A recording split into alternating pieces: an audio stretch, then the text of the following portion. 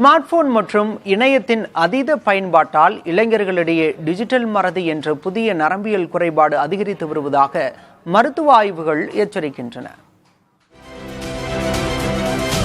எல்லாவற்றுக்கும் கூகுளை சார்ந்திருப்பதால் மூளையின் நினைவாற்றல் திறன் குறைந்து தேவையற்ற பதற்றமும் கடுமையான ஞாபக மறதியும் உண்டாகிறது. குறிப்பாக 15 முதல் 30 நொடிகள் ஓடக்கூடிய ரீல்ஸ் மற்றும் குறும் வீடியோக்களுக்கு இளைஞர்கள் அடிமையாகி உள்ளனர்.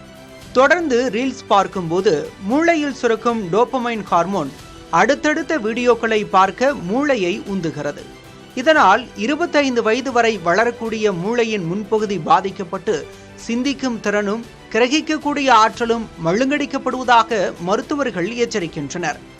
மேலும் இரவு நேர ஸ்மார்ட் போன் பயன்பாட்டால் மெலட்டோனின் ஹார்மோன் சுரப்பு தடுக்கப்பட்டு தூக்கமின்மை ஏற்படுகிறது. இது கவனக்குறைவு, ADHD, கடுமையான மன அழுத்தம் மற்றும் இரத்த அழுத்த உயர்வுக்கு வழிவகுக்கிறது. பெற்றோர் தங்களின் மொபைல் பயன்பாட்டை குறைத்து குழந்தைகளுக்கு முன்மாதிரியாக இருக்க வேண்டும் என்று நரம்பியல் மருத்துவர் கார்த்திகேயன் கூறுகிறார்.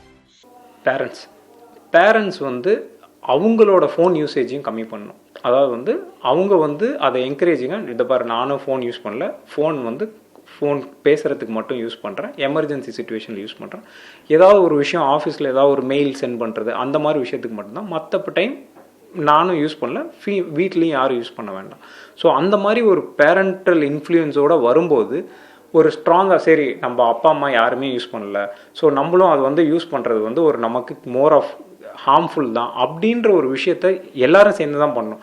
நம்ம கையில் ஃபோனை வச்சுக்கிட்டே குழந்தைகிட்டையோ இல்லை இப்போ ஒரு டீனேஜர்கிட்டையோ நீ ஃபோன் யூஸ் பண்ணாதன்றப்போ ஒரு அவர்ஷன் தான் கிரியேட் ஆகும். பாருங்கள் நீங்கள் யூஸ் பண்ணுறீங்க, ஏன்னா even the parents are addicted, புரியுதுங்களா? ஸோ அந்த விஷயங்கள் ரைட் ஃப்ரம் த பேரண்ட்ஸ்லேருந்து வரும்போது என்ன ஆகும்னா ஒரு அஷூரன்ஸ் கொடுக்கும்.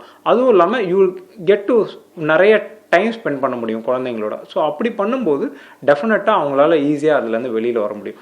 வெறும் கிட்ஸுக்கிட்ட மட்டும் நம்ம ஸ்ட்ரிக்டாக நோன்னு சொல்லிட்டு நம்ம யூஸ் பண்ணோன்னா வெரி டிஃபிகல்ட். ஏன்னா அதில் ரொம்ப கோவமும் இரிட்டபிலிட்டி தான் அதிகமாக மொழியே அவங்களால அதில் வெளியில் வர முடியாது.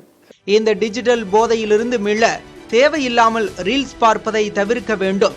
தூங்குவதற்கு 1 மணி நேரத்திற்கு முன்பும் காலையில் எழுந்த முதல் 2 மணி நேரமும் ஸ்மார்ட் போன்களை பயன்படுத்தக்கூடாது என மருத்துவர்கள் அறிவுறுத்துகின்றனர்.